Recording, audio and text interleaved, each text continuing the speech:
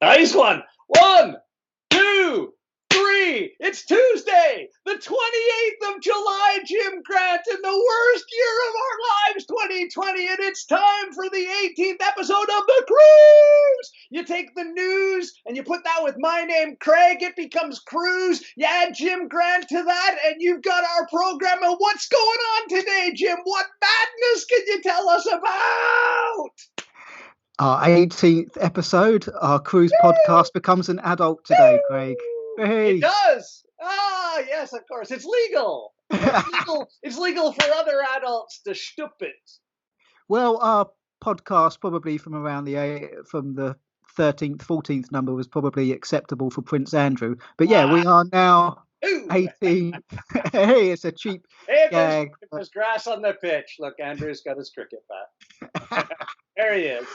Coming up on today's show, our opening story about I don't know if this was a protest or a laugh, but a man walking down Oxford Street wearing nothing but a face mask covering his genitalia.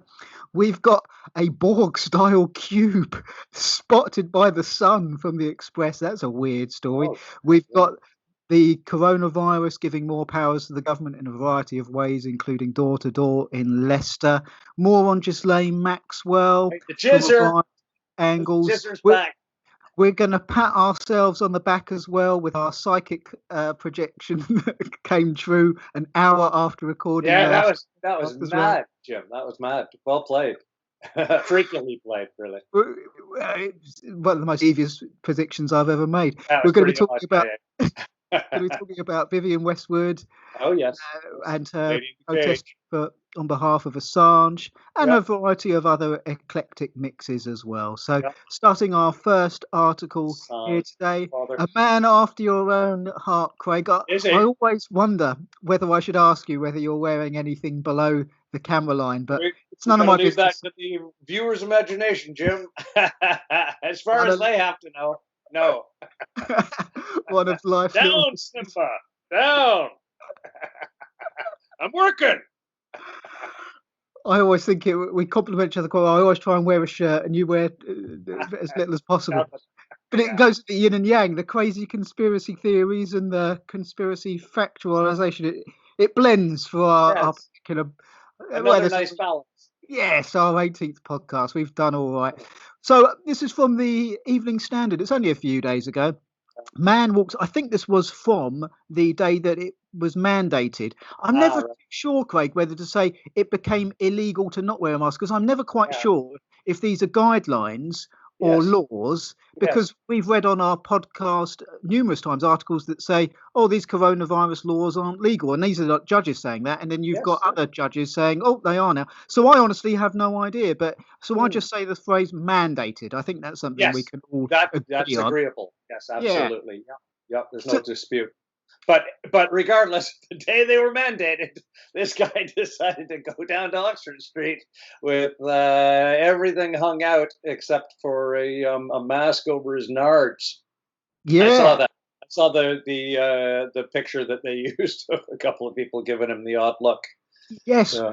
Well, I'm completely heterosexual. Nothing against those who aren't, but I've got to say, you paused a bit when you were looking at his ass, though. To be fair, just there's that little video when you were scanning. You know, we don't have to debate it here, but you hesitated. We all saw. What's the angle on the Skype like? I think this desk is about to be raised. No, I've got to say, this guy actually looks like a very handsome man. Show. Comes out of nowhere. Sorry to interrupt. He what? He came out of where? He actually looks like a very handsome man, this gentleman. Yeah, I'd have to say, well built, and stacked. He was pretty stacked. Yeah, to be in all heterosexual judgment, it wasn't it wasn't the worst body to be sporting. I thought it looked kind of like as I would like to say a good anatomical specimen. He represented the male form very well. He looked to me like a sort of, except for his complexion, a good hunter-gatherer. He looked like he'd be decent in a hunter-gatherer party, as far as but that was only a glass. And Jim, bear in mind, I just that I clocked that, and then I moved on to, I think there's a post box in the shot. I was looking at other things. Yeah, as you do when you, like, everybody knows, everybody of any level of maturity knows when you're dealing with like public nudity or surprise nudity. You just your eyes find something else to do. Don't they? Just find something else to focus on, and then you leave it for the kids and the touched to to really focus in on the bits and give it a good stare. Well, I think it's not the biggest mask in the world, and it wasn't a cold day massively on Friday. So that's those are cold. But anyway, I do know we've got some regular female listeners, Gemma, Martina. Do check out the links; they're all in the comments or the Missing link. That put up one. there. Yeah, and I think you'll like what you see. He's quite a good-looking guy, this guy. So to read out the article, this article is by Elena Cruz, and like I said, this was from last Friday. Get a J. Jonah Jameson here. Get down. There's a nude guy on Oxford Street. Send a lady. This needs a lady's touch.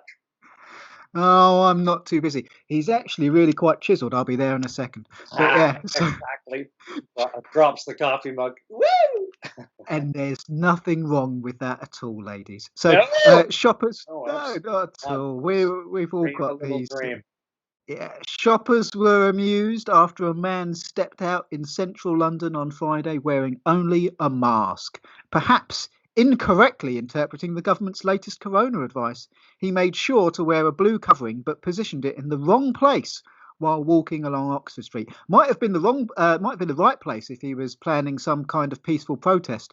So some pedestrians stopped in their tracks to take photos of the man, while others gaped in shock. There's another picture of his bottom here as well. Yeah. So it was unclear what prompted the stunt, but his walk was captured by a Reuters photographer from an office above the street.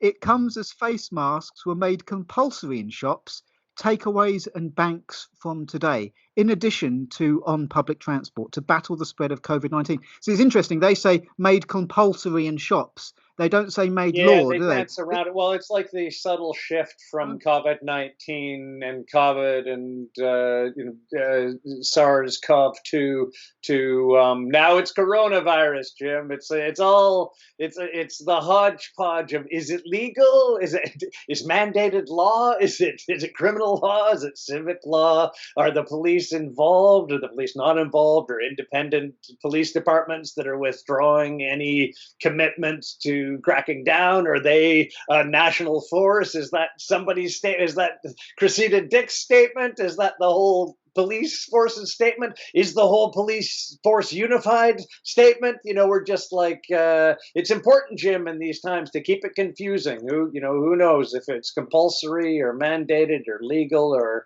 it's just, as long as we're like we are talking about things that can't help us, they're winning. People buying a takeaway coffee are among those required by law to wear face coverings. There you go. It's required by law, according to the Evening Standard. But again, we see numerous articles that come out a couple of months later. No, it wasn't law. Civic and law. then articles that say it was. So for any of our listeners watching, me and Craig don't have a fucking clue. I think that's fair to say. Yeah, absolutely. I don't have a clue. Yeah, and don't overly pursue getting to the bottom of it, because it's just like, as we've described, a never-ending cul-de-sac or dead-end road. However, some high street chains have said they will not penalise customers who fail to do so. Police can hand out £100 fines to people in shops, shopping centres, banks, takeaway outlets, post offices, sandwich shops and supermarkets who flout the rules. So this guy certainly got to the bottom of it, because there was only the back of the mask. It was basically, he's got nothing covering his bottom. So there you go, ladies, a little treat for you. We've and for any social justice warriors, don't complain in the future where me and Craig talk about a story featuring good-looking naked women. We're all about equality here. Absolutely. If there was a gal getting her flange out, she'd have been on that. She'd be slotted right in. The terminologies I'm using are terrible, but we would place them, they, theys in the appropriate chronology is not right, Jim. Hierarchy is terrible. Where do you put them in the list of stories that we read off in our portfolio, Jim? Prominently as first. You'd know, ladies, if there's any woman doing a nude protest, we'll have you right at the beginning of the show, where you deserve to be. And it may even be a male reporter doing that one rather than Eleanor Cruz. But who knows? Could have just been a coincidence. But we don't know whether it's £100 or whether this morning. Yeah, we don't know whether it's £100, whether it's legal or lawful. But one thing we do know about COVID-19 is that it's perfectly legal, apparently, to stick people with COVID in old people's homes. So you've got to wear a mask, a £100 fine if not. But don't worry, go and stick a known COVID patient in an old age pensioners retirement community, wipe them out. That's fine. Don't worry about that. Yeah. We might just have a little inquiry on that. So if you're one of these, when we get our tech sorted, I would love to interview that woman who's suing the government for doing that. And that's a real story, folks. Yes, sure. Covered that on our podcast in previous episodes. I think it was, believe, in our more adolescent years, somewhere around 13, 14, something like that. You say podcast, I say clairvoyance for the future, based on some of the things coming up, as we know. So I'm not really into the whole celebrity thing. I don't watch the television. I've never been one to take pictures with household name comedians when I've been gigging with them. I've just admired them, and I don't think they like all that, you know. But there's one celebrity that I do quite admire for a number of reasons. Yeah. And it began a couple of years ago when it was a famous career, and he decided, I'm going to go and do, even though he's a famous actor, this is Idris Elba I'm talking about. Even like I can't pronounce their name. Idris. I'm just about there with Craig. Great but name. Idris decided to go and do some Muay Thai kickboxing, and he actually threw himself into it, properly did it, and won a fight, and it was a proper scrap, and he just something he wanted to do. He just wanted to have a professional Muay Thai, and I thought I really admired that. His attitude throughout it, the way he pushed himself throughout it, he just came across as a really decent bloke. Sure. And who wants to kick people's fucking heads off their necks? Who suddenly out of nowhere wants to throw a knee so far into your rib cage that your heart comes out your mouth and you die. He's, other than that, I was totally humble. Very humble. Your interview with Billy Watson. Yes, yeah. And that can be found on our cruise Facebook page, guys. Yeah. And you were talking about how there seems to be, the more likely someone is to want a physical fight, the more likely they are to stand up for their rights call. It seems to be like a spirit of resistance of people, I think you were touching upon, and that kind of stuff. And the Canadians have it, the Scottish have it. And so this sort of brought into that whole thing together here, because here's the article. It's from the Washington Times. Yeah. Idris Elba rails against censorship. I'm very much a believer in freedom of speech. British actor Idris Elba on Tuesday railed against the recent wave of censorship sparked by the global Black Lives Matter movement, saying story makers in the entertainment business should be able to create freely without the threat of being cancelled. I really admired him for that. Ricky Gervais is another one. Yeah, good for him. Didn't know that. Yeah, very nice. I'd like to see him be the next James Bond. And do you know what I'd like about that? I'd like absolutely no reference of his skin colour being made for any of the films that they've ever done. I would like us to move into this post-skin colour world where it just doesn't matter. Imagine that's the ultimate form of getting rid of racism. Right. You mean no racism? Is that what you're talking about? Yeah, it doesn't even matter. That's why I'd like him to be cast as James Bond, because think he'd be a fantastic James Bond. He's the best man for the job, and I'd like them to not even remark upon it. But they never remarked upon it. You've changed your hair. With the different changes of actors. Oh, you've got a few inches taller, a few inches shorter. No one's ever remarked about that before. So why should they remark about skin colour? And there's nothing in the scripts that could allay to that as well. But I will take a point to say that I think the original James Bond, is it Doctor No, come out in the early '60s, where he went to the United States for in a couple of things. Of course, in the early '60s, he would have not been allowed to use certain toilets or be into certain places in certain parts of That where. had changed the plot line. Yeah, exactly. It's hard to ignore the that the existence of that historical record if you're going to place a film there, Jim. Yes, I see that being they'd have to make it a modern a modern take on Mr. Bond, Yeah, or so or maybe even a futuristic one in a Star Trek-y kind of way. well, so there would be a Don't decent don't say they criticism of wouldn't. why it Yeah, couldn't happen. But to my yeah, response is, if you're talking about historical accuracy, James Bond would be dead already because it was made in the, Sean yeah. Connery's not looking too good, is it? I think he's still alive, isn't he? A great James Bond, but Well, it's do you funny know what that I mean? you The say moment that. you put history in there, that's it. This is going back to it. It's a story. It's in like Yeah, that, and I would like to see him just cast and no one back, not the director, not yeah, him, never even mention it. If someone goes, oh well, what about the elephant in the room? What elephant? I'm getting on with my job. You know what I mean? I just don't yeah, care about that nonsense. And he would be yeah, the sort of bloke that would do that. And if they yeah. did have a problem, he'd knock them out cold. So I Well, really, I really like this actor, and I I've always liked him. And to see him stand up for free speech, along with Ricky Gervais yes, recently that's as great. well. Yeah, I really like it. I I'm very certainly defer to your knowledge of Bond. That's a real disconnect for me, and I know there are certainly North Americans and definitely Canadians who are all about the kind of keeping current or being fans of the franchise, as it were, of James Bond. I'm just not that au fait with it, but I feel like even in the mention of whether who's alive, it would be remiss to not mention that Roger Moore has actually just passed away. I think this week, something somewhere in the neighborhood of 80 or 88. And no, didn't so, War go about a year ago? is that true? Oh, I'll Was this? Google it. There you Yeah, go. I thought it was like Keep quite. talking. I thought it was very recently. But regardless, the that franchise didn't really strike me until actually until I spent quite a bit of time in Scotland in the '90s, and then you guys have that tradition that we don't have at all, which is Bond at Christmas. So kind of like the pushed mainstream family scheduled viewing involves James Bond, which I can only tell you for Canadians, it's just like where's the Grinch Who Stole Christmas? Why don't you play that one? We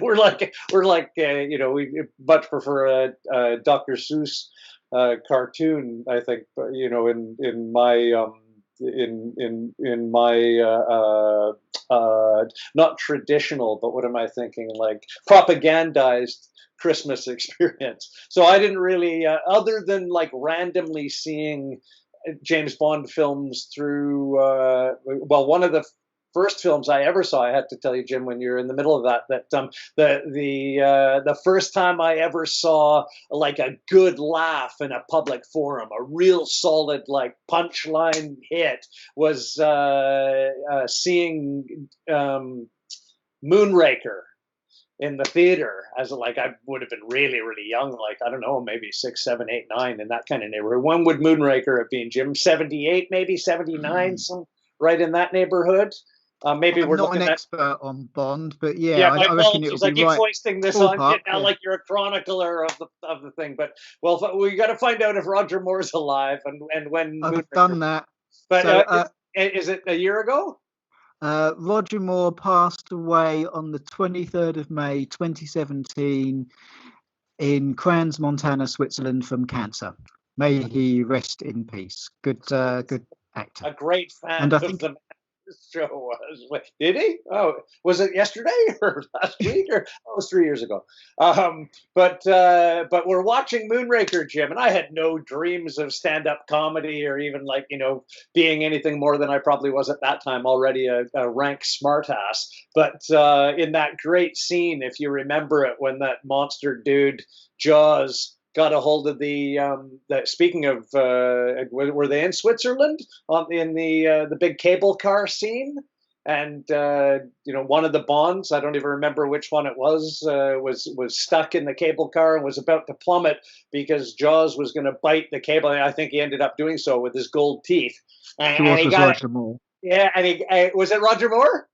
Jaws was with Roger Moore, yeah. But Okay, I see, don't you're better know. being an expert in my world. I don't know any of these guys. So he's chewing on the cable, and in there our little cinema theater in Calgary, Alberta, Canada, whenever the hell it was, Jim Grant, some guy at the back, just perfect, so everybody heard it. The great reaction in the theater. The guy said, "That's what you get for not brushing."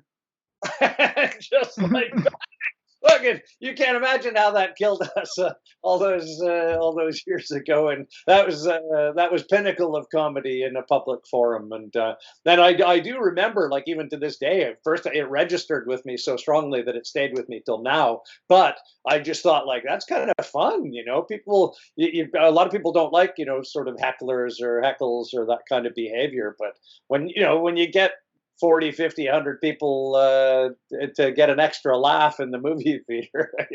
They all paid their $4 or whatever it was back then, probably $1. That hey, for free, you got a little more entertainment, and it was wicked. I still remember it to this day. I'm very much a believer in freedom of speech, Mr. Elba said, but the thing about freedom of speech is that it's not suitable for everybody. To mock the truth, you have to know the truth, but to censor racist themes within a show, to pull it.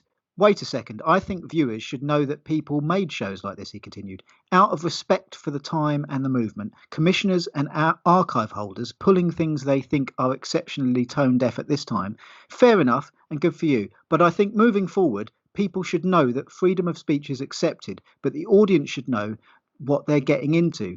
I don't believe in censorship, he said. I believe that we should be allowed to say what we want to say, because after all, we're story makers. So good for him. I like that, and that comes after David Williams and Matt Lucas's British sketch comedy show Little Britain, Come Fly With Me, were completely scrubbed from BBC iPlayer. Yeah, so basically, I think he's trying to find the nice way of saying, this is what I say to people, control your emotions rather than trying to control my speech. That's try not to be a fascist. Yeah, try not to be a fascist. Even if you're doing it with the best of intentions in the name of anti-fascism. Censorship, when you censor someone, you deny them the right of defense in the court of public opinion. You're going to only start to create an echo chamber. And we see that these people, censorship is a very bad thing for many reasons, not least of which, pick up a history book and look at the political parties over the years and the political systems over the years that have banned free speech. You're going to be in there with the likes of Hitler, Stalin, Mao.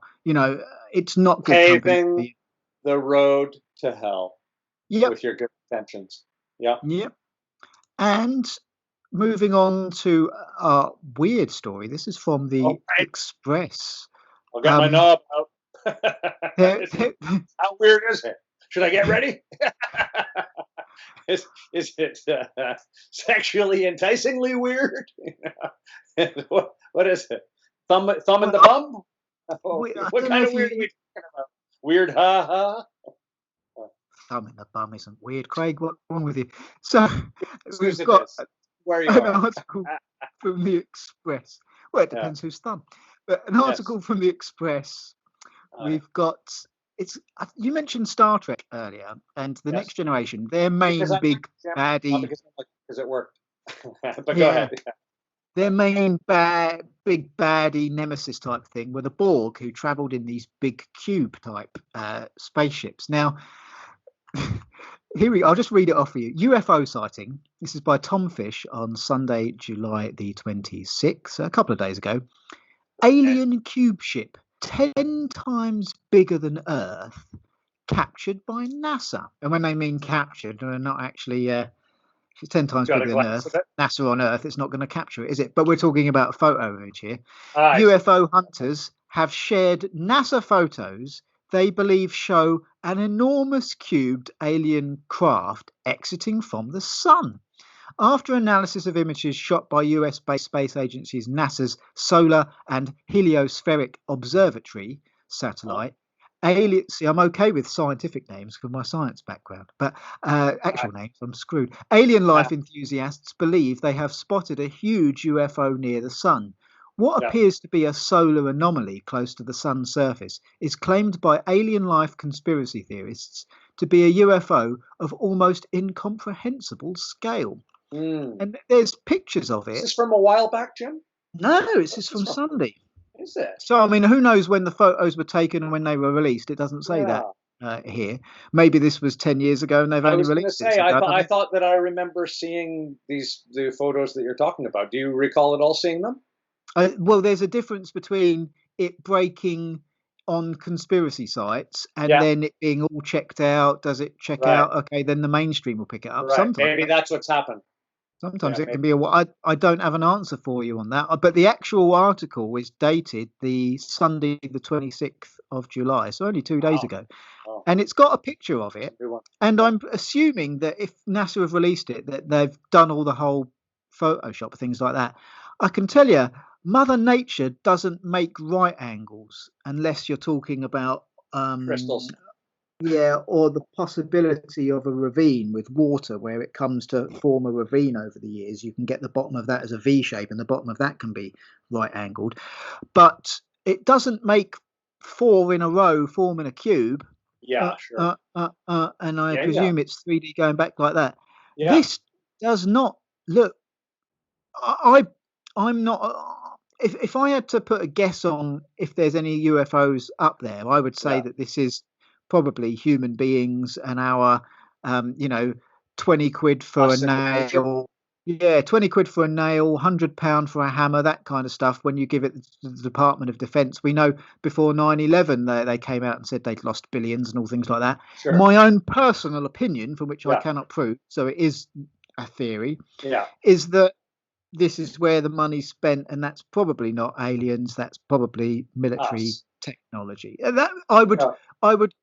You've got three Mhm. options here, haven't you? Really, you've got it's something that's completely mistaken. You have Yeah, no sure. idea what Yeah, yeah, it's yeah, aliens, or it's us with some technology that we're not releasing to the public. If yeah, judging by what I'm looking at, that looks like a cube to me. And I imagine if the story would have come out with it and NASA have released this photo, I would imagine yeah, NASA have gone, oh, don't worry about it. We think that's this. But I'm looking through the article. I can't seem to see that NASA have given an explanation for it. But right. um, Uh, I'll just read through the article for us and see. please. But if I was to take a guess, I Yeah, would put it on that's where our taxpayers' money's gone on to stuff like that. sure. Yeah, I it's would I would bet that quite over the a other two. black money sink, isn't it? NASA Yeah, famously. Yeah. yeah. Barring the fact that NASA can come out with some credible explanation for this, I've got to say it's pretty clear looking if you look at the photo. That's a cube. Yeah, That's a cube. I yeah. don't think that's flare, but it's a cube. Not But wild, huh? Yeah. I'd be interested to know what NASA's explanation are because I'm not one to jump to conclusions or anything like that. So, Well, according, being that they've not been out of Earth's orbit, why even ask them? How would they know? I'd ask a random postie for all yeah, the opinion that would be beneficial from NASA on something that's going on as far away as the sun.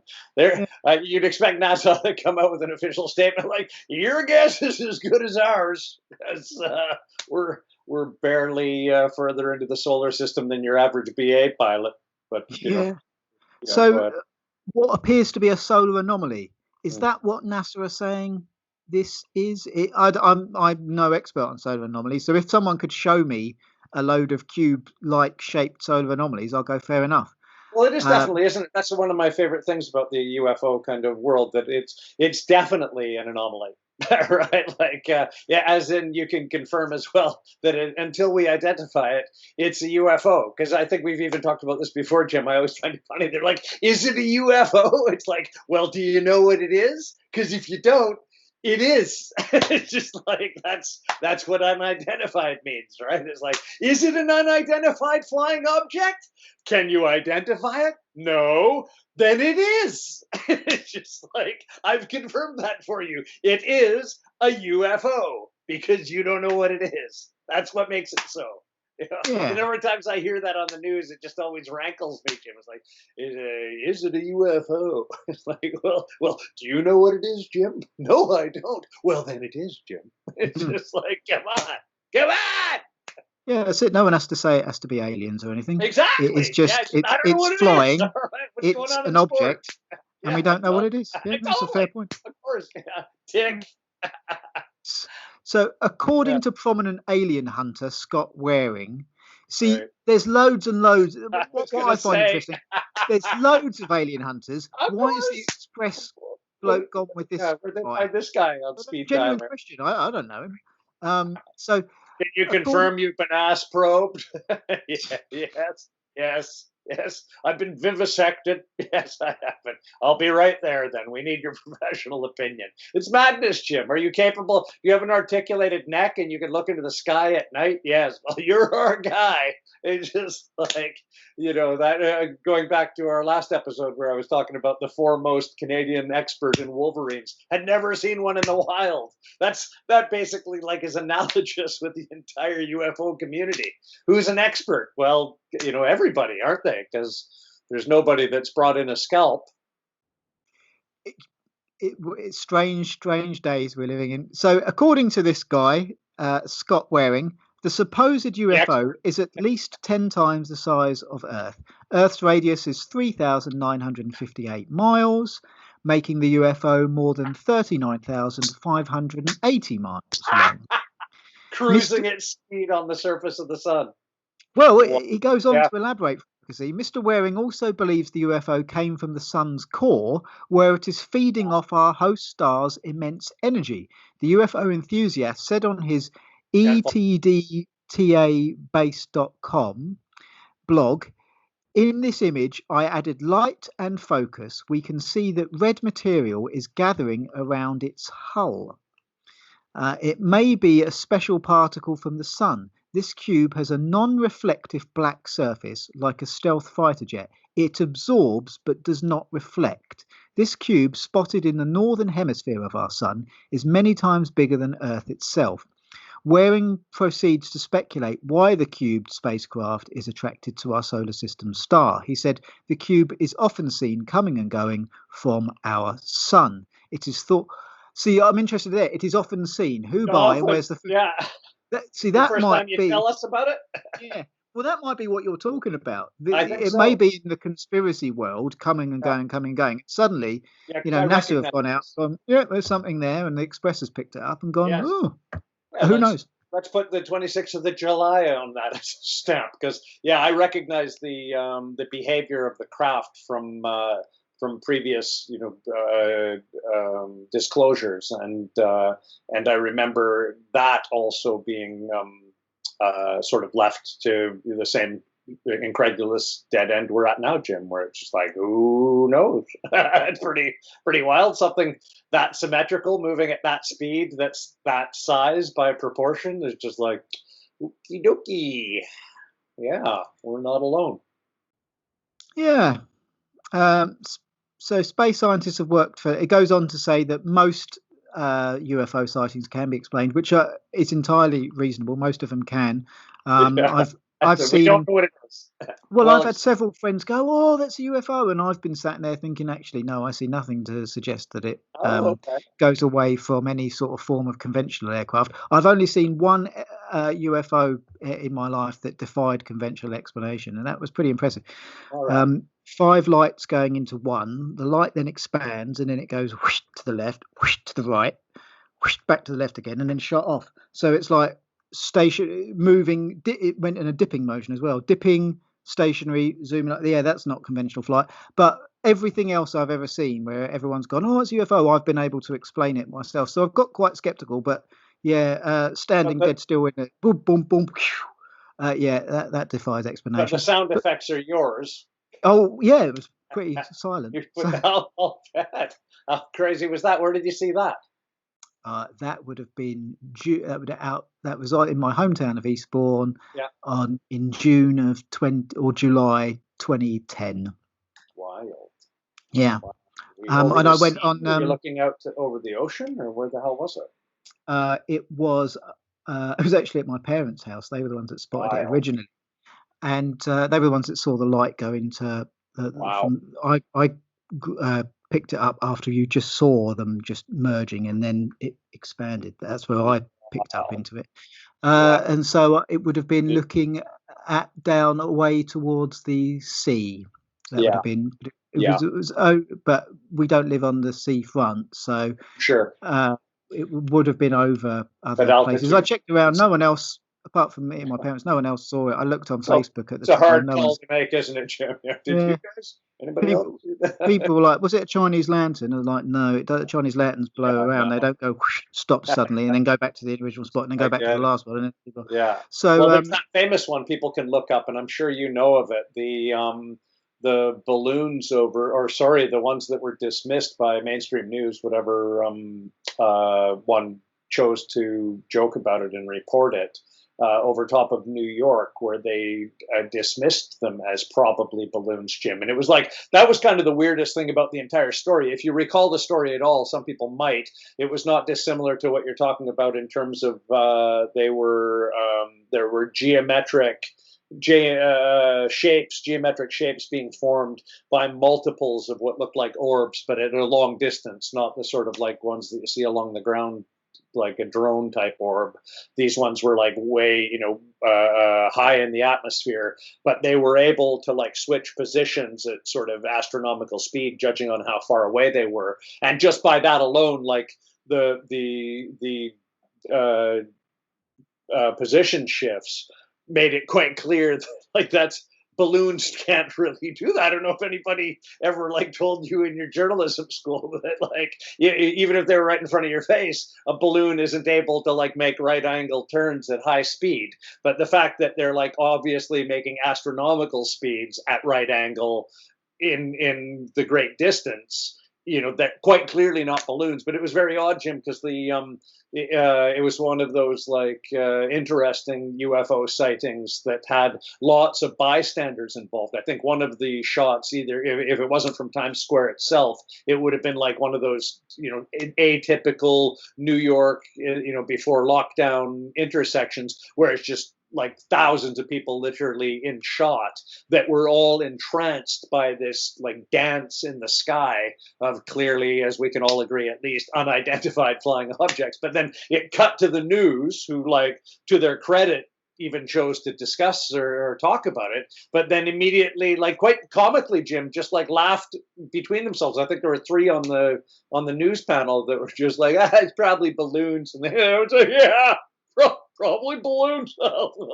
Just like, what? Like, of all the things they might have been, the fucking weren't balloons. Like you can say whatever you like, or like we're talking earlier, you could say that who knows what they are, or life's weird. You can dismiss so many things so many ways, Jim. But to just like to immediately, propose something that's just like fucking preposterous, right? Like just totally like, what the hell are you talking about? What would make you think in the wildest madness that they would be balloons moving at nearly light speed at however many kilometers away? You nitwit. And then we just realized, Jim, this is the world that we're in. That even the media can't give a like an honest stab in the dark, for crying out loud. We're not asking you to answer every question or fucking spoon feed us, but like at least pretend that you're in some way not a complete fucking nitwit. Yeah, I mean, I don't really go down the whole alien phenomenon thing, but for me, it hasn't been determined what. I've got a couple of things before I lose my chain of thought. Uh, One, this guy says he's done some tinkering around with it to get it more clearly. Well, the first thing I've got to say is what sort of tinkering has happened? Because I remember there was years ago a Loch Ness photo where they digitally enhanced it and it become like this clear flipper. But the original picture, it's like nonsense. And it turns out, yeah, of course it was a dodgy one, wasn't it? Of course it was a dodgy one. Yeah, of course it was a dodgy one. And so that hasn't been. Yeah, we haven't ruled out that it is not really a cube in the sun. I was going to say it looks quite a good photo, and it doesn't look like natural to me. That looks like made by something. I was about to say man-made, might not be the right choice. So we haven't ruled out that this is something completely explainable yet. But if it isn't, what is more believable? Aliens and other dimensional creatures shifting out with all this technology on the one hand, or that our government has technology it's keeping from us on the other. Those are your sort of choices that you're left with, really, aren't Yeah, so? I heavily lean towards aliens, and given those given those criteria, I'm just thinking of all the governments that I know that you and I have talked about, even in our own friendship and years, discussing the idea that if you think the government's incompetent and too incompetent to be involved in like deep conspiracies against the public on this, that, or the other topic matter, the idea that they'd be building something multiple times, many, many, many times larger than the Earth, that's symmetrical and is appearing without any corruption to its abilities, emerging from the center of a red dwarf and not melting or in any way being destroyed by the experience. I have a feeling there's a bit of me that doesn't think that George Bush is involved. A tiny bit, the teeniest bit of me just think probably not. Yeah. So our next article from the Metro by Zoe Druitt, Friday the 17th of July.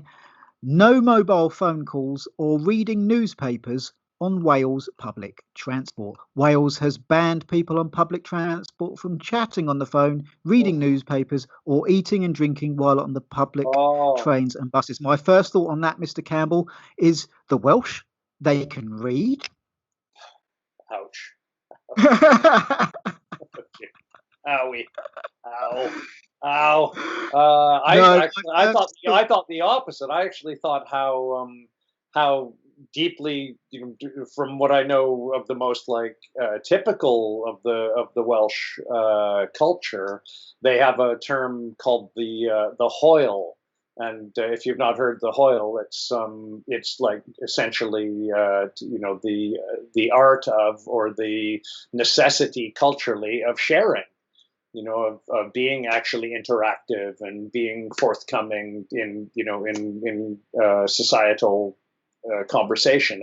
It's a big part of what it is, in my experience, to be Welsh, is to embrace sharing. And it's, to me, that's like the tragedy of it, that you would have any setting that would be comfortable in closing off communications. It's just like utterly diabolical, not just on human rights terms, but on actual like Welsh interpretation of human behavior terms.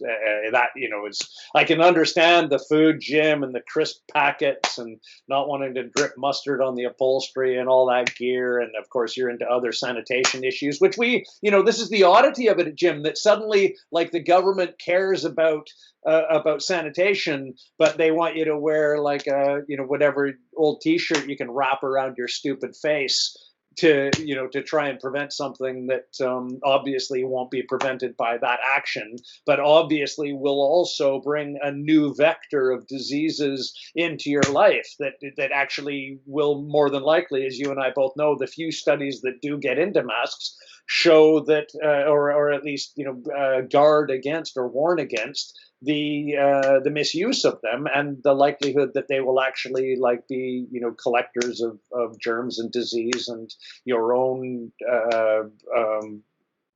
dead skin and all the unclean nonsense that suddenly they also don't want you like eating chips or chewing an apple. It's just like wear the same rag on your face to work or wherever you go for fun 40 days in a row and collect whatever garbage you want on that, but don't try and have a Mars bar without breaking the law. And I've seen, as you probably have as well, that they're being enforced by actually having police on the trains and buses. And you've also seen in Wales, particularly, media programs to shame. You saw that guy, was it a week ago, 10 days ago, that was hauled off of the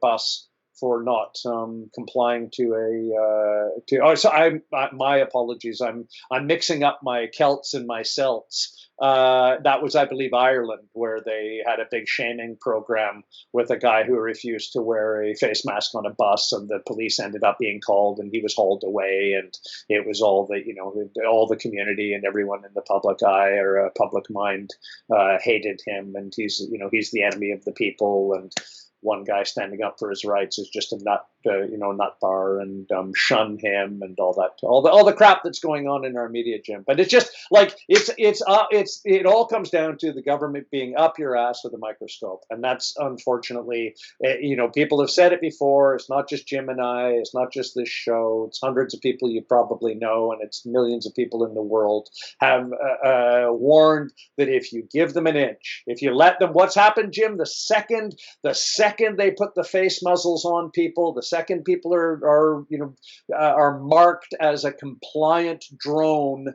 in relationship between them as a citizen and the silent government that torments us. As soon as you give them that inch, what are they talking about, Jim? Gloves, right? That's come out of nowhere, right? Like, oh, we might have to, now that deaths are down to almost none, and that cases still being found are proving that the death rate is actually more infinitesimally slight than it ever was, which it already was, that now they're going to ratchet it up. Now, not only are they going to face muzzle you at a time when it's least likely to be in any way effective at all to even show up in a statistical signature, that now, as soon as you put the masks on, and remember, Jim, this is still the week of it, where you remember, like last week, and I experienced this in my own life, nobody was wearing them last week, Jim.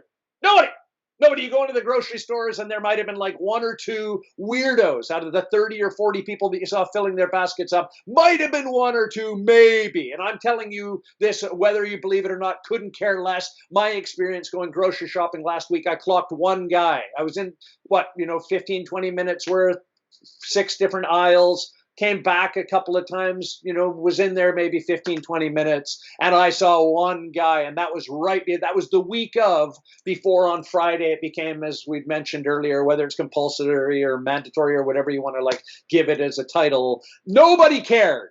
And then all of a sudden now it's everybody. Everybody wants to be a fucking drone for the government. They didn't buy into it before. They weren't invested in the concept of it or even what it would do or not do. But suddenly it's just like the government said so on the TV. On goes the mask, Jim. But as soon as that happened, what do they do? Well, we might have to try gloves on these pinheads. And that's what it is. You just can't, whether it's the train and bus in Wales situation, as soon as you give these pricks an inch, they're tyrants. That's what they do. As soon as you prove you're submissive, they will dominate you further. They have no interest in coming clean, as wonderfully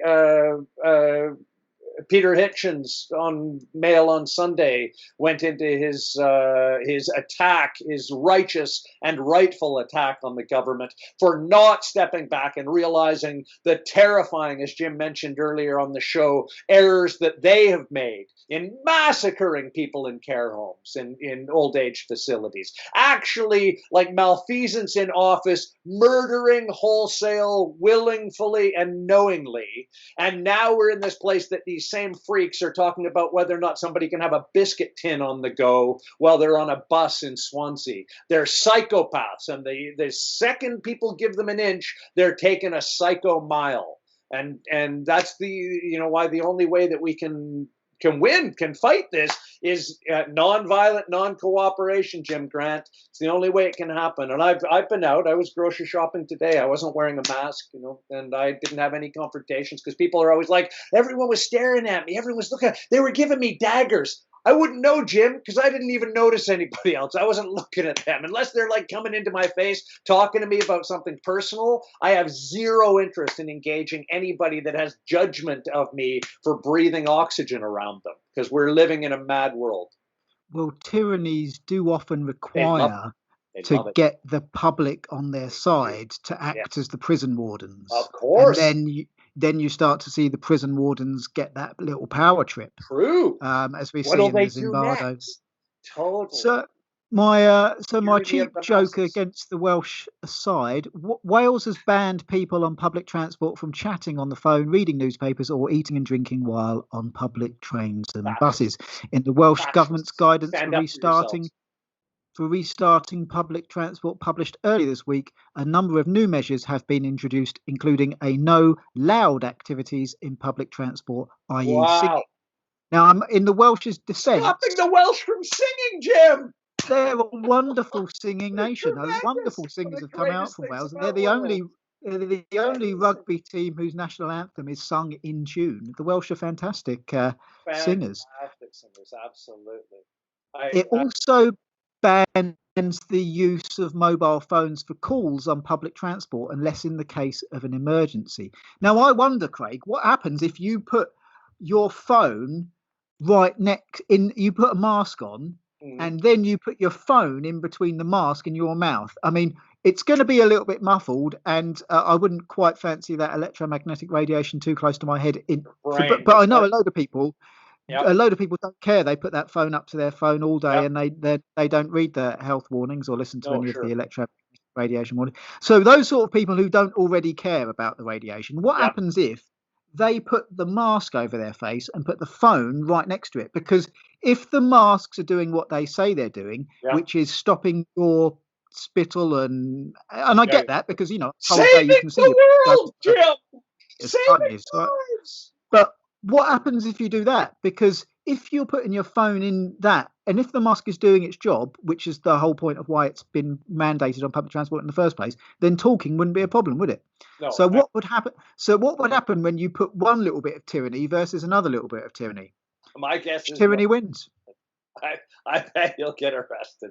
I bet you'll be stuck in the middle. Will be my guess on that. But part of if you're not aware, I'm sure you very much are, because you're very knowledgeable in the risk of mobile phone electromagnetic radiation and the skull.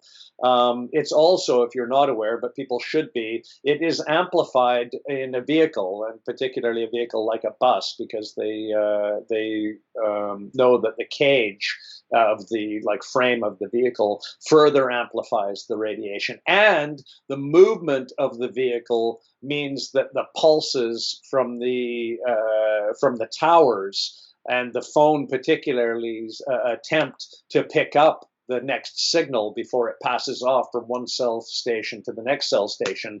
It goes through fluctuations of intensity. And so it's much more intense than if you were just sitting on a park bench in one place, talking on your phone or at your phone at arm's length. Not just if you have it against your skull, but if you have it against your skull and you're in a metal cage, and that metal cage is moving between towers, that entire process further amplifies not just the radiation through you and to your phone, but is said to be even worse for children, Jim, is the big one that they recommend against. So if you have your kids that have mobile phones, be aware that them talking on a vehicle in a vehicle on a phone is amplified again. And of course, children have much less bone structure, particularly skull, I know about that. Yes, to be able to deal with that risk. So I mean, Jim and I here, we're it's not all fun and games on the cruise. We sometimes try and we don't want anybody to be in worse straits than than they have to be in our modern world as it is. We're not a consumer advocate program, but just be aware that that's you can look that up yourself and be conscious. Where you'd go and look at the Craig's children's skull density mobile phone studies. That will do it. Yeah, that will do it. Look up World Health Organization advice on mobile phones. And I do believe phones also have in their actual settings or the help or anything like that, in the small print or anything like that, it will often give you advice on what the manufacturer's recommended use is, how far away and for how long. So those are 3 places to start getting factual information if you want to do your own research on that. Our next story, it sounds worse than it is, but it is exactly what you just described of the beginnings of the tyranny. We'll see how far it goes. But this is from the 10th of July. Leicester lockdown. This is BBC News by Sandis Shoka.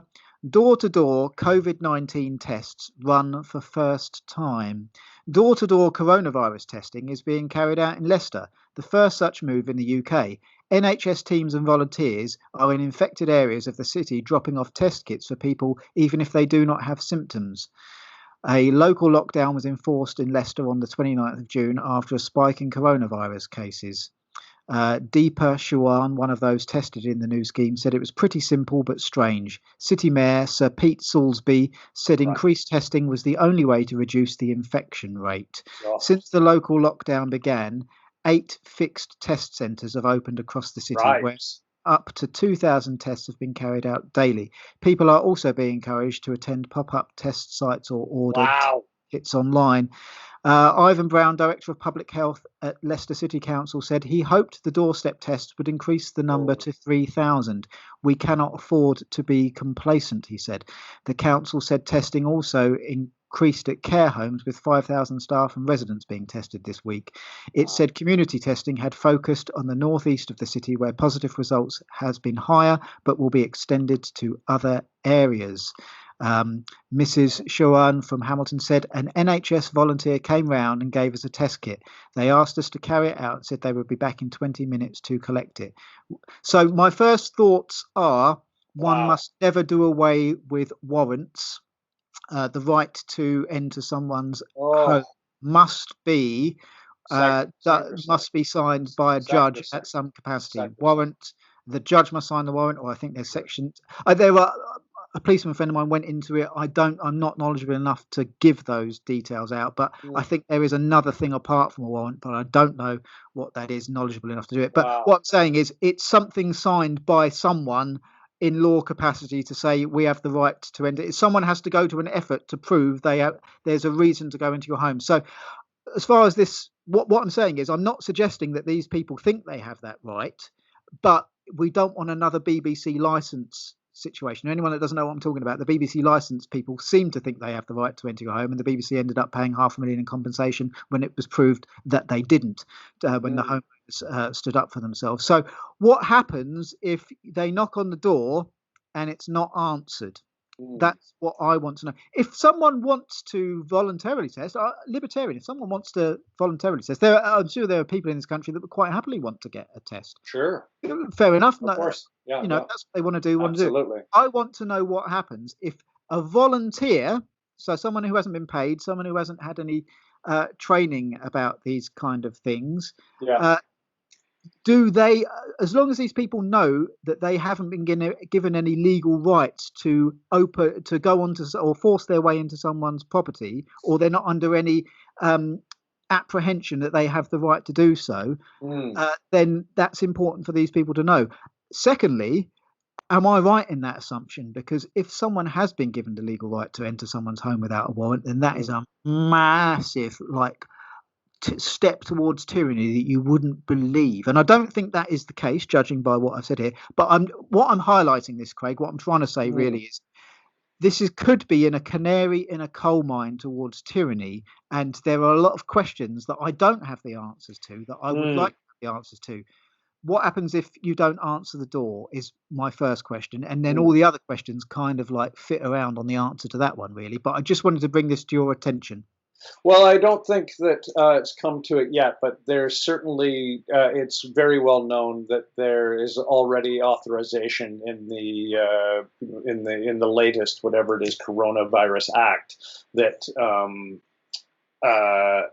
the removal of people to a appropriate facility to be medicated is already sanctified in my experience. So I'm going to say this, this has been covered by other news programs, and I think many people aren't aware of how much authority the government already has, push come to shove, depending on what they decide to do next. And they're proving themselves to be quite maniacal, so there's no reason to not think that that's going to be happening in our very near future. But what you're we're talking about going on in Leicester right now, Jim, I'm quite sure is under a voluntary process of trying to get the testing done. Which again, as I alluded to earlier, it's just asinine that it's the only thing that we've ever had in human history, and there's no logical reason for it that if you don't have symptoms that you're being tested for it. It's just we just live in world crazy land of why people who are like otherwise healthy, because they've sold as part of the entire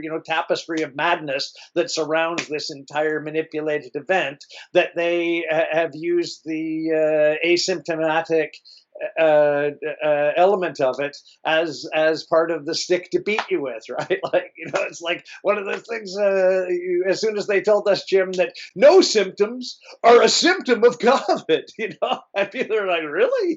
Yeah, if you're showing no symptoms at all, that's another good reason to think you got it.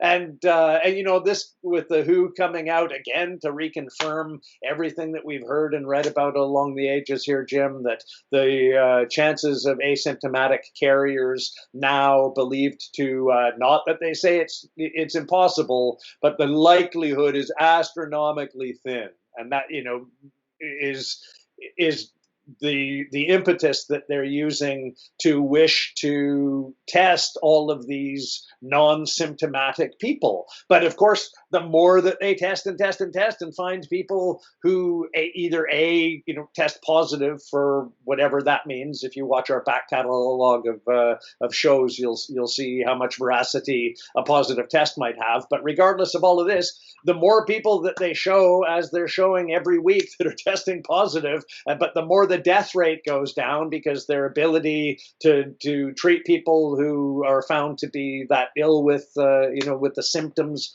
of this scourge on our earth are being obviously ventilators or respirators are no longer in the toolkit of caregivers to essentially like put on a death notice people who were previously, considered untreatable. The more the death rate goes down and the more they say that people have it, the more it's shown to be even less deadly than your seasonal flus, Jim. And that's just why they want this statistic to continue to grow on one side and continue to die on the other, while they introduce more and more draconian things to deal with something that peaked 3 months ago, while they threaten that it's going to come back, Jim. The wave 7's on its way in September and October, and then again in February. Just all of this like fear mongering as they again change the terminologies. It's not COVID-19 anymore. It's just coronavirus, Jim. So that's given them a huge out.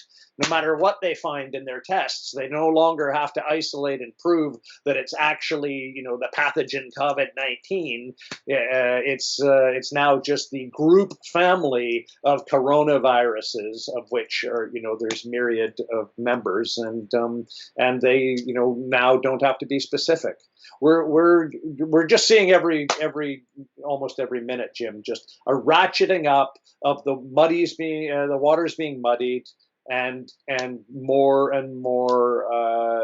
tyrannical measures being taken with less and less impetus to actual scientific evidence impetus to crowbar us to do so. So, the disconnect's becoming so far, Jim. It's becoming like to believe the official narrative is just becoming more and more laughable and comical. But those are seemingly the ones, Jim, who are putting on a mask and being submissive. So we're getting to see this just like a further fracturing of society between rational and irrational.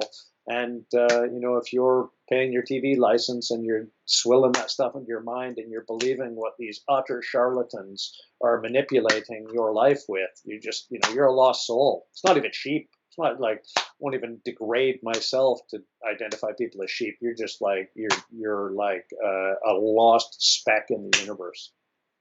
So when you went to the supermarket post-mandate, how many people were wearing the mask? Was everyone wearing them? You said beforehand that you were pretty much, that no one was wearing them pretty much. Jim. And it was it's very fresh in my mind. It was only like a couple of hours ago, and it was most and refreshingly, well, interestingly, one stress or anxiety alleviation that you immediately feel is that, of course, the staff isn't.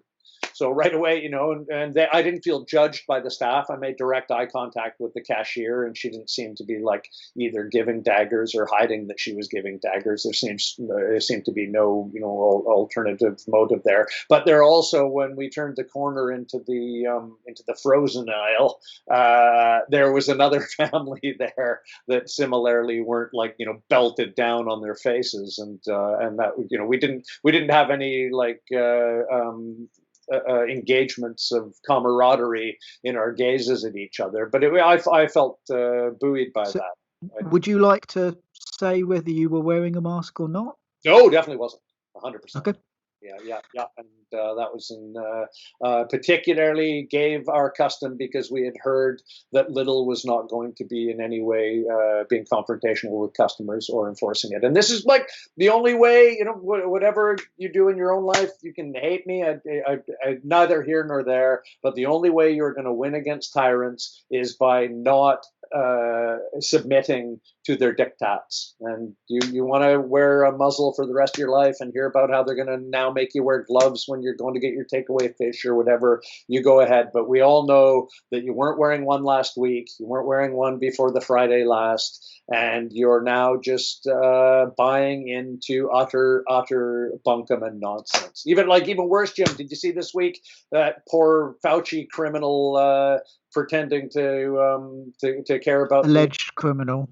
Yeah, alleged criminal, Mr. Fauci. There's, Yeah, there's exactly. a lot of allegations, to be fair, as well. Yes, yeah, and a lot of effort to make sure that those allegations aren't public. But regardless, there you see him after he throws out the abysmal, abominable, just the most embarrassing first pitch of the season ever to take place in American baseball, rounders, as they say in the UK.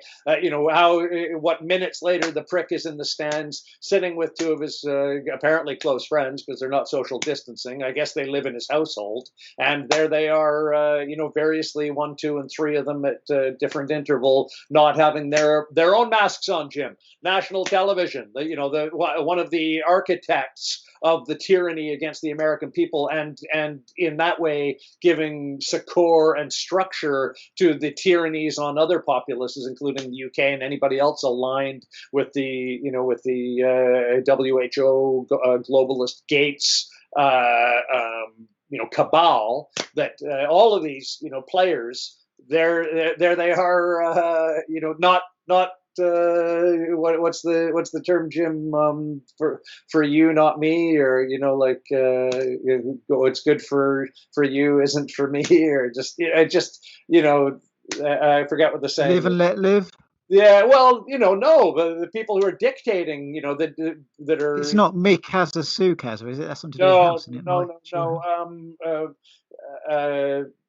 Yeah, what's good enough for? Why are you asking me? As even our own listeners pointed out, I have trouble pronouncing English words. Do you remember that? Where one of our regular listeners said, that's I've never known so many different ways to pronounce Epstein before. And an entirely fair comment, Chris. You were absolutely right to call that. I think in fairness to you, there's not a lot of English root in Epstein or Epstein or whatever. I honestly don't know what is more or less. Well, I do actually know. There I was taking the mickey out the Welsh for not reading earlier. Yeah. But regardless, there's Fauci in the stands, not wearing a face mask. He's got it pulled down and clearly doesn't care that he's gonna kill the friends that he's there watching baseball with. Just we live in madness, Jim. The ones in charge of it are not following our rules. The rules. Now, you mentioned something about anecdotally hearing about Lidl. I've got an article here that says, this is from the Telegraph, this is the 24th of July. Yeah. Supermarkets refuse to enforce face mask rules. Sainsbury's and Asda says it is not their responsibility to police customers as new regulations come into force. This is by Laura Donnelly, the health editor. Exactly. Major supermarkets and coffee chains have said they will not enforce new rules which say customers should wear face coverings from Friday. So I could continue reading, but I'm not registered. So, but no mention of Lidl's there. But who knows? I actually saw anecdotally. I saw someone on Facebook, a mutual friend of us both, actually. But again, I never like to name names because No, even no. though something's No on doxing. Facebook. No doxing on the cruise, Jim. Yeah, even though it's on Facebook, Yeah. that's still only their friends can see it. So there's a reason that. So I always, Yeah. So anyway, some of them we Stay both know quite respectful. well. And Okay. someone that we've done podcasts with before, that probably narrow Getting it quite down. cryptic. Okay. Yeah. So All he right. said he went to Asda today, Yeah. and again, this is purely from what I saw on his Facebook post from someone I will not name. And he said they were three small women not wearing masks, Yeah. and the security guard starting to, I'm paraphrasing, but he started to give him a little bit of grief about wearing one. He strolled in there. He's a very, very tall gentleman, and Yeah.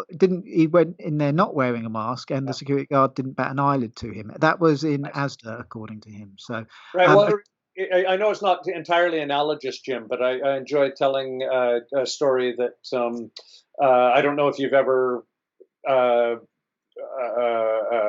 affronted, I'll describe it as, in the Germanic world, going into a sauna without your knob out. If you're not aware, I've sauna. never had that problem. No, it's Okay, always well, full sauna display. culture in The shame particular. being most of them can't see it. But Yeah. carry on. Well, to the degree that, like, if you go to as they're quite like palatial ones, particularly in Austria, but anywhere in the Germanic world, Germany itself, Switzerland, Swiss German parts of Switzerland. If you go into one of their saunas, they're to the degree that in Austria they actually have like the sauna meister, the guy, more than one guy, like a lifeguard, who walk around making sure that you've got your knob out. I kid you not, Jim. Like, you're not allowed to be in the sauna sweating in your shorts or in your bathing suit, or with a towel wrapped around your ball sack. They, like, and there's all kinds of like arguments. They could probably tell you quite specifically why they demand this of you. But it's like, when you come from more conservative, particularly like British, influenced parts of the world, where the sun didn't set for so long, but places like Canada, very much influenced by the conservatism of the UK or British people in general. That when you're in a mixed sauna, when there's guys and girls around, and especially when there's guys and girls and kids around of every sex and gender you can dream of, it's generally in those cultures frowned upon to pull your big knob out and sit down and say hi to everybody loudly. So I'll take your word for it. yeah, I've seen both sides. I've looked at sides from both sides now, but the point being that I was in a sauna in Switzerland, in a resort that I would go to pretty regularly back in my fervent snowboarding days, and was with a Canadian friend who I had like primed with essentially the setup that I've given you, Jim. If you're not aware of these politics, sauna politics, that like they exist, and I, of course, even in describing it to you now, I think my Canadian friend at the time was similarly like hesitant to believe wholeheartedly what old Craig the yarn spinner was telling him, right? Like, I'm a storyteller, and I do get it if I tell people things that they may think that maybe I'm embellishing, and but of course not. So here we are, we're in this little Swiss sauna. I've told my friend all kinds of like the stresses that I've had not getting my knob out, which is a totally bizarre thing to like take grief for, but I've explained all of this to him, and we sit down, Jim, in this sauna, and like no longer are we in there for like 40 seconds, a minute, and there's a guy who's like made himself comfortable. I remember it distinctly now. There's like a guy in there and a couple of random women, and me, my Canadian buddy, are there in our fucking little shorts, and the guy leans in, and like nearly again, Jim, 45 seconds, a minute into settling into our little sweat on after a nice day of snowboarding, trying to relax on a holiday. This guy kind of like gets himself a little in position for authority and just says, "Where are you from?" So he's like immediate, and I knew, Jim, where he was going right away. Like, I was just like, here we go, and I like with my buddy, I'm just like, here, let's watch this unfold. And I like, we're from Canada, and he says, well, here traditionally we do not wear our clothes, and And I immediately I said, where are you from? And he said, Deutschland, Germany. And Jim, it was like, what? It was subtle, but I was just like, you do realize we're not in Deutschland. Like right away for me, it's just like it reminded me of the kind of that Americanism of like being a sort of like an arsehole on vacation. I'm like, are you actually here in Switzerland, a berry? Like, do I have to point out how neutral Switzerland is to you historically, that you now are like bringing your Germanicism into like trying to get me and my buddies knob out, right, in the sauna, right? So we digress into this like kind of semantics of why we should have our shorts off, and he already, of course, does. And Jim, it got like, I don't know if I flared up a bit or if it was the tone of my voice, but of course these two, random women thought it's too hot in here even for us, and they got up and wandered out of the sauna, Jim. Like suddenly there's now an atmosphere. Everyone's trying to just have a sweat on, but now there's like this German guy having to go at the two Canadian guys, and I'm giving enough back that two randoms decide to wander out. And so we're in this like conversation where now it's like digressed into, I basically had that bit of me, Jim, that's like, I'm willing to. Do you want to fight to the death in a sauna? Does that? Do you want this to go? What's that great film where the fight is in the sauna? Something Eastern Promises. The famous sauna fight scene. And I spent a lot of time in saunas, Jim. It's not the first time that it's like gone pear-shaped. I can tell you in my I'm immediately having a couple of stories of like potential violence erupting. I remember at one point in a pretty tense sauna situation, just like immediately having my horrible like animal brain try and figure out whether or not it would be worth it strategically to start to beat somebody with a hot lava rock for all of the pain it would cause me. Would it give me advantage in the brawl to like sort of get the better of some maniac? And again, this has nothing to do with this particular incident, but wonderfully this entire event was saved by a family of four. Jim came in, so absolutely they had no idea what they were walking into,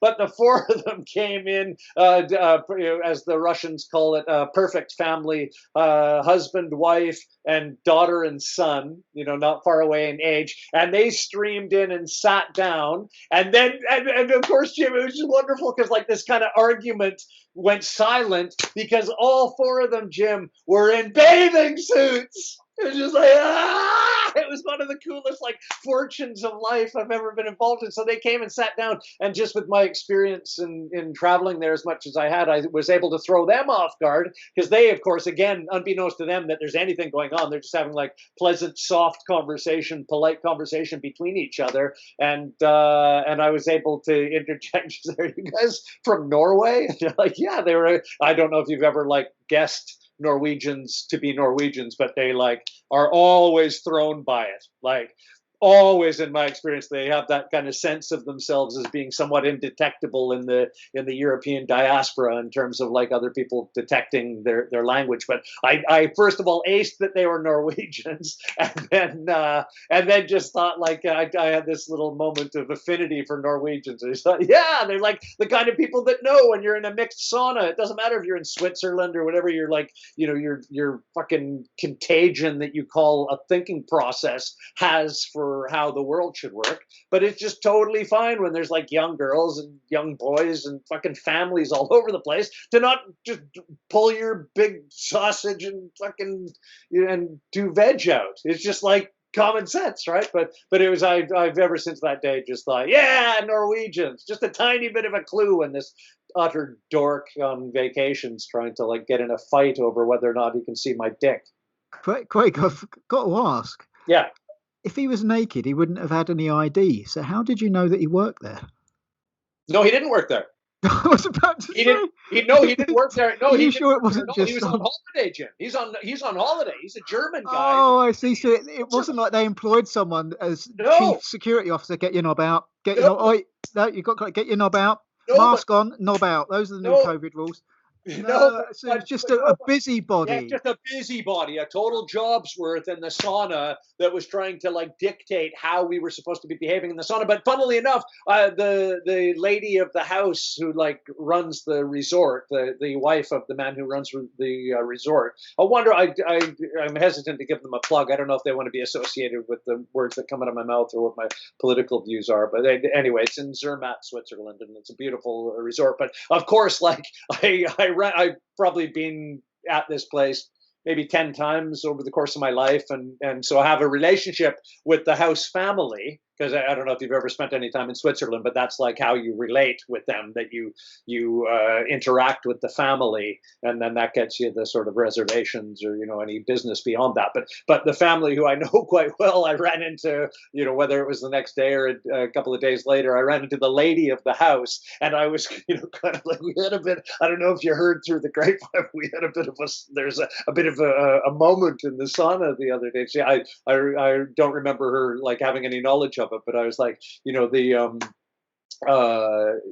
was a guy that really wanted us to be naked, and we just like, it's not our culture to do so, regardless of, what his beliefs were. And then she, in a very polite way, I can't remember how she did it, Jim, but she explained that it was actually like, and I confirmed it when I went back to the room after having this quick conversation with her, that in the side, the little table beside the bed, in the like, hospital, or sorry, not hospital, hotel rules and regulations, of course, because it's Switzerland, not in English. That's one of my favorite things about Switzerland, that they'll have like 4 languages, but they're not yours.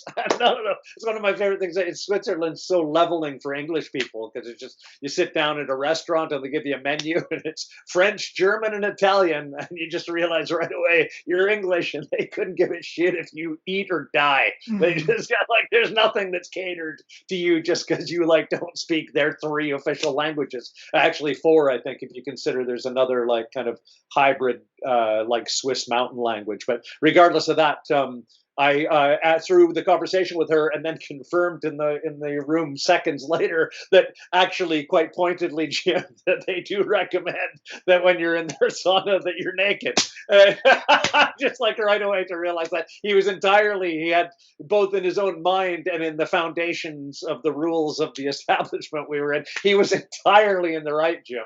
And nearly got his head caved in with a hot lava rock, and was only saved by a nice group of absent of the situation Norwegians. My first thought is, would it not be more beneficial to your health to full Nelson him and then just pin his face into the lava rock, rather than Maybe actually pick up the lava rock and hit him with grab it? him, grab him from behind, or try and yeah, maybe, Jim. There's all kinds of little moves. But if you want to see it done really well, you got to watch that Eastern Promises, and that's a real give you an idea how to dispatch somebody in a sauna. A bit of me wants to digress. The other two, once was in France, Jim, where it got really tense with who I later found out to be a French fireman who was upset with. That's the other thing, if you're not aware, the semantics of like talking in a sauna. A lot of people, like the Finns particularly, who like are basically the pinnacle of sauna culture, are there's even divided camps among them of whether or not, like, some treat it as almost like a temple, like a religious experience, which sometimes involves the vow of silence to like best enjoy it, and others consider it the other side, which is just like an entirely social event where like all sorts of behaviors, including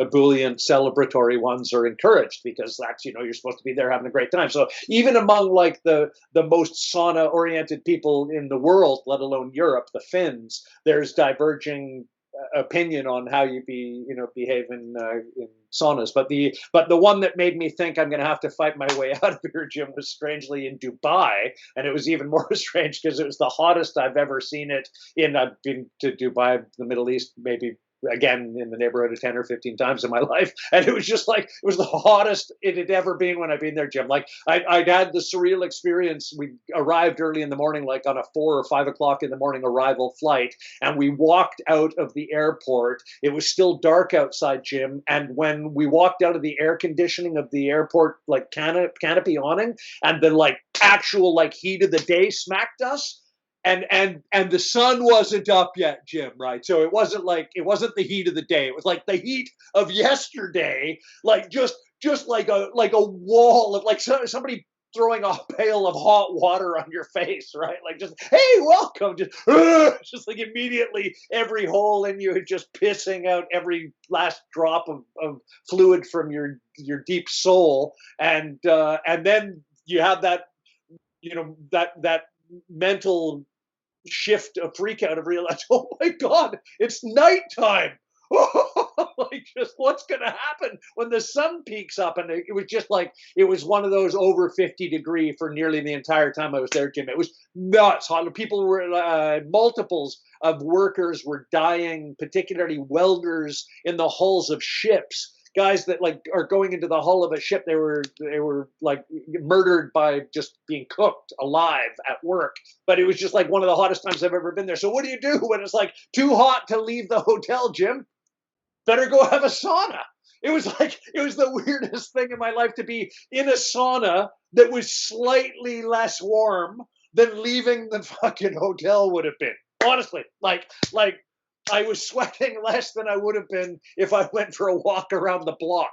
It was totally surreal. But regardless, I got into the sauna, and a quite decent sized male started hitting on me in the sauna, Jim. It's like I can't remember another incident, but he just it started with kind of pleasant conversation, and then he just basically like invited me closer, Jim, and that's when I had this momentary like, and it's not, it wasn't a homophobic thing. I could like literally care less if I don't know where you're at in your life, but part of me is flattered, like, hey.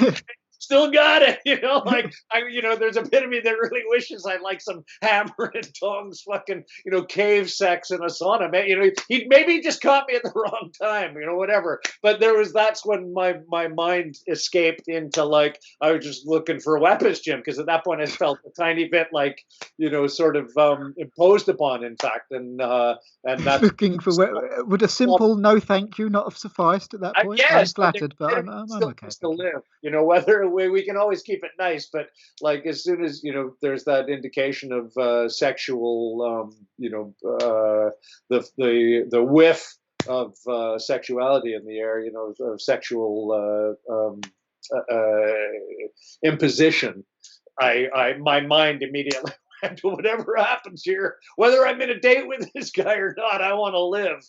And that's when I thought to grab a lava rock. That's in that moment that happened. So speaking of murdering, this will bring us on to our final story of, so I think we've been filming about an hour and a half now. So this is 7 days ago. In fact, actually, it's pretty much exactly 7 days ago, because I called this on air. It's fun. We were doing a show called "We Told You So" about the different themes, us being arrogant and but accurate. But in the middle of that, and it's the only show that we ever named up front, I think. "We Told You So" turns out to be the show where I make a prediction, and an hour later it comes true. Now, against me, what I said was, I think he'll just disappear. That was the prediction I made. He'll be put in some construction site or something like that. Philosophically, though, you're right on the money. And I still err on the side that would have been a lot easier, a lot less loose ends to tie up than doing it this way. Because how obvious is this? Suspect who shot family of judge on DB Jeffrey Epstein case found dead after apparent suicide. Of course, a professional hitman within minutes had a pang of conscience. Yes. Exactly. No. What happened was he messed up. The pure speculation on my part. He messed up, and he messed up easily. And I'll tell you why he messed up. This was the easiest prediction to ever make that you were going to get rubbed out on something like this Yeah. after doing it yourself. Go and watch some episodes of The Sopranos or some documentaries of real life crime. It is the oldest trick in the book. Because it is the oldest trick in the book. Yeah, because it is the oldest trick in the book, any real professional hitman's going to go, I'm not taking that job because I know what comes next. So basically, you're going to have to go down the line to the semi-professional hitmen who are dumb enough to fall for it. And that's the sort of hitman who's going to stand at the door and start clipping the poor judge's husband and the poor judge's son, rather than he's going to in a FedEx van, right? We're in COVID-19. There's no need to panic. You've probably got a mask on. You've probably got gloves on. All right. All you have to do is stand at the door and say, "Oh, I'm terribly sorry, sir. Delivery. I'm afraid. Yeah, delivery for you. I'm afraid it has to be by law. Her signature. I got in trouble on something last week over. I got the husband signed for it, especially in these COVID days. I don't suppose you could do that. She comes to the door. You hold up the thing to sign for it because it's on a clipboard. You put the gun behind the clipboard. Bang! You're not even going to get the blood spatter from Jim, it. have you done this before? What the hell's I've watched a million movies on it. Oh, right, okay. You're like channeling there. It's not rocket science. A board will stop the brain matter and the blood coming over you. That's how you do. But not only that, but all you have to do is stand there and say, "Oh, I'm sorry, she has to sign for it." There's really no need to start exterminating the entire family, leaving out the chief person you've been probably, It was pretty sloppy, Jim. It was a sloppy job from start to finish. Sloppy job. And that's the only person. That's why you predicted he might disappear. That's the only type of hitman that's going to take that job. Sure. Yeah. Last job.